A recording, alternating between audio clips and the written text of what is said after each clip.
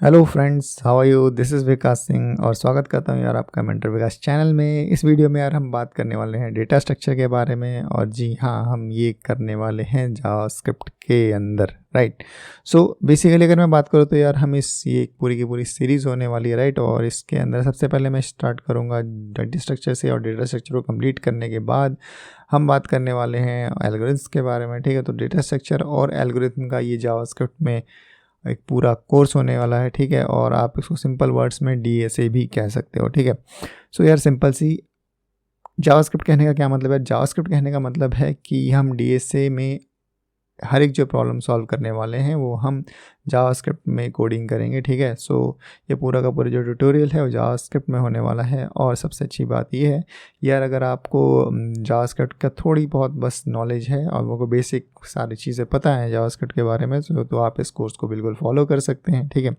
और इस कोर्स में हम हर एक तरह के टॉपिक्स, हर एक तरह के इंटरव्यूज़ क्वेश्चन और हर एक तरीके के जो डिफरेंट एल्गोरिथम हैं हम उसके बारे में बात करेंगे, उसको सॉल्व करेंगे और उसको देखेंगे कि हाँ किस तरीके से हम उसको डिफरेंट प्रॉब्लम्स में इम्प्लीमेंट कर सकते हैं, ठीक है।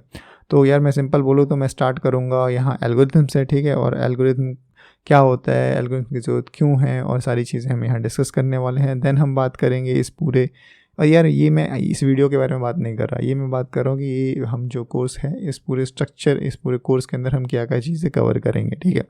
सेकंड यार, आप किस तरीके से जो एल्गोरिथम हम क्रिएट करेंगे उसके परफॉर्मेंस को आप किस तरीके से मेज़र कर सकते हो। देन हम पढ़ेंगे यार टाइम कॉम्प्लेक्सिटी और स्पेस कॉम्प्लेक्सिटी के बारे में। यार ये क्या चीज़ें हैं, सुनने में तो बड़ा बहुत अच्छा सा लगता है, ठीक है। और फिर हम पढ़ेंगे यार बिग ओ नोटेशन के बारे में। एंड देन हम बात करेंगे मैथ के जो एल्गोरिथम किस तरीके से बनाए जाते हैं हमारे डेटा स्ट्रक्चर के अंदर।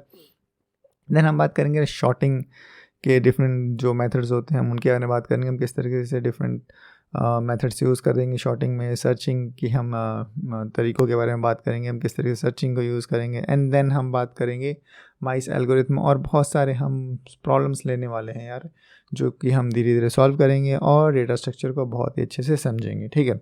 तो यार बातें बहुत हुई, शुरू करते हैं यार अपने इस कोर्स को इस सिंपल से क्वेश्चन के साथ कि भाई ये जो एल्गोरिथम होता है ये एल्गोरिथम होता क्या है, ठीक है। अब यार सिंपल से मैं आपको सिंपल बोलूँ तो यहाँ जितना भी मैंने लिखा है, ठीक है, उसमें से आपको मोस्टली जो स्पेलिंग्स होंगी वो इनकरेक्ट मिलेंगी, तो स्पेलिंग्स पे नहीं जाना, ठीक है।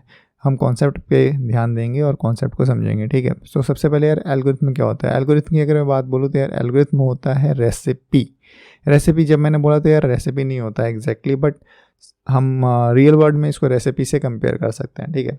तो मतलब यार समझ लो कि यार आपको मैगी खानी है, ठीक है। So you want Maggi, right. But आपको अब इसके दो तरीके हो सकते हैं, ठीक है। या तो यार आपको कोई मैगी बना के दे दे, है ना, और आप खा लो, ये एक सिंपल सा तरीका है।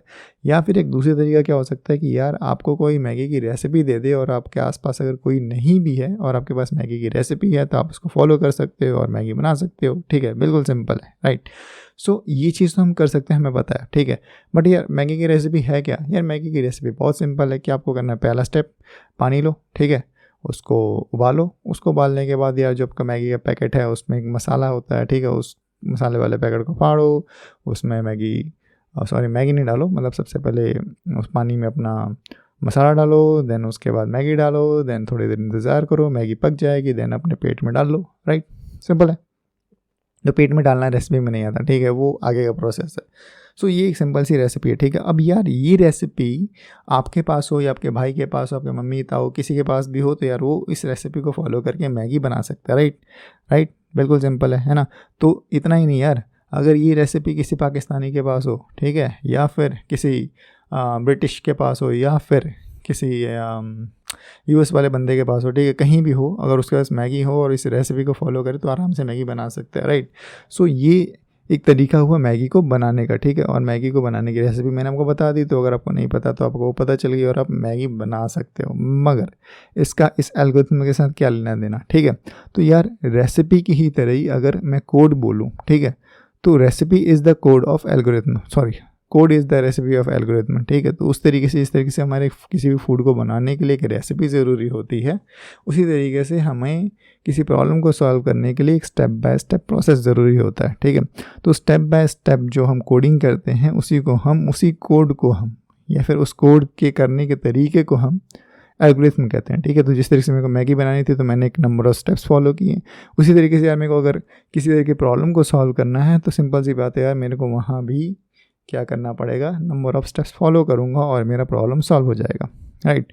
सो सेम यार, हमने एक सिंपल सा प्रॉब्लम लिया है कि यार हम करना क्या चाहते हैं, हम अगर दो नंबर को ऐड करना चाहते हैं, एक सिंपल सा एल्गोरिथम बनाते हैं कि एल्गोरिथम होता है कि इसको बस समझने के लिए, ठीक है। तो यार अगर मैं दो नंबर को ऐड करना चाहता हूँ तो सबसे पहले मेरे को चाहिए क्या होगा, सबसे पहले यार मेरे को चाहिए होगा दो नंबर, ठीक है। तो हमारे केस में हम चलो मान लेते हैं अगर एक नंबर ए है एक नंबर बी है, या इसको सिंपल बोल सकते हो कि एक नंबर 3 है एक नंबर 2 है, ठीक है। तो उस 3 और 2 को आप जोड़ोगे, ठीक है। सेकंड हमारा स्टेप क्या हो गया यार, उसको जोड़ेंगे a + b, ठीक है। तो 2 + 3 = 5, और जो 5 होगा वो हमारा c में स्टोर हो जाएगा, ठीक है। तो ये जो c है, ये c को हम आउटपुट भेज देंगे, ठीक है। आउटपुट मतलब अब जो कैलकुलेटर में जो रिजल्ट निकलता है वो क्या होता है, आउटपुट, है ना। तो ये हमारा हो गया आउटपुट।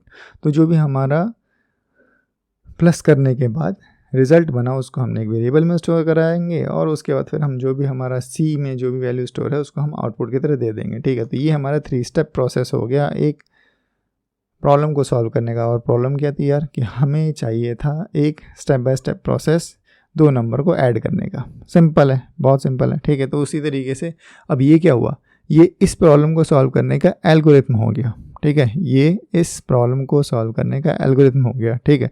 तो यार एल्गोरिथम होता क्या है, एल्गोरिथम एक simple step by step process है, ठीक है, जिसको आप किसी भी लैंग्वेज में फॉलो कर सकते हो।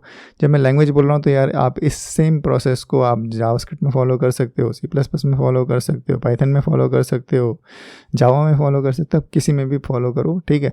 स्टेप तो भाई सेम ही रहने वाले हैं, ठीक। तो इन्हीं सेम स्टेप्स को फॉलो करके आप उस प्रॉब्लम को डिफरेंट लैंग्वेज में सॉल्व कर सकते हो, ठीक। तो मेरा एल्गोरिथम में क्या हुआ, एक ऐसा स्टेप बाय स्टेप प्रोसेस जिसको मैं किसी भी लैंग्वेज में फॉलो करूं और वो प्रॉब्लम, जो भी इस प्रॉब्लम को मैं सॉल्व करना चाहता हूं वो सॉल्व हो जाए, ठीक है। तो उसी को हम एल्गोरिथम कहते हैं, ठीक है, in terms of coding. Clear हो गया, ठीक है। सो अब आगे बढ़ते हैं यार एल्गोरिथम की फिर ज़रूरत क्यों पड़ी। अब तक तो आपको एक आइडिया लग ही गया होगा कि यार एल्गोरिथम की ज़रूरत क्यों पड़ी, ठीक। तो हम सिंपल बोल सकते हैं कि यार किसी भी प्रॉब्लम को सॉल्व करने के लिए, किसी प्रोग्राम में किसी प्रॉब्लम को सॉल्व करने के लिए जो हमारा एल्गोरिथम है वो एक ब्लूप्रिंट की तरह काम करता है, ठीक। अब ब्लूप्रिंट की तरह काम करता है का मतलब सीधा सा है, जिस तरीके से यार एक मैप होता है ना, मैप हमारा क्या, रास्ते का ब्लूप्रिंट है ना। तो यार मेरे को एक डेस्टिनेशन से अगर एक डेस्टिनेशन से दूसरी डेस्टिनेशन पे जाना है तो मैं रास्ते को फॉलो करूँगा और दूसरे डेस्टिनेशन पे पहुँच जाऊँगा।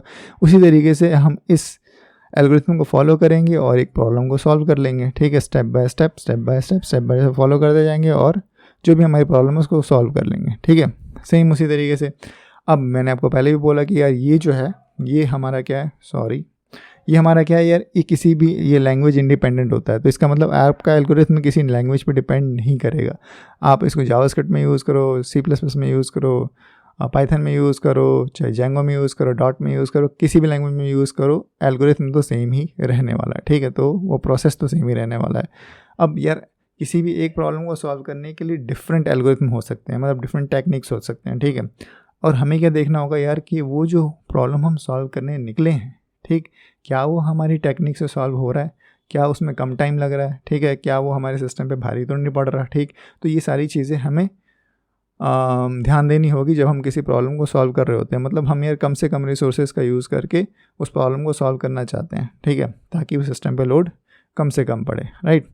दूसरी चीज़ जो यार क्या है कि जो एल्गोरिथम हो गया, फिर हमारा क्या हो गया, एल्गोरिथम हमारा गाइडेड वे हो गया, ठीक है। और इस तरीके से हम कम टाइम के अंदर अंदर अपनी जो प्रॉब्लम है उसको सॉल्व कर सकते हैं by simply following some number of steps, right.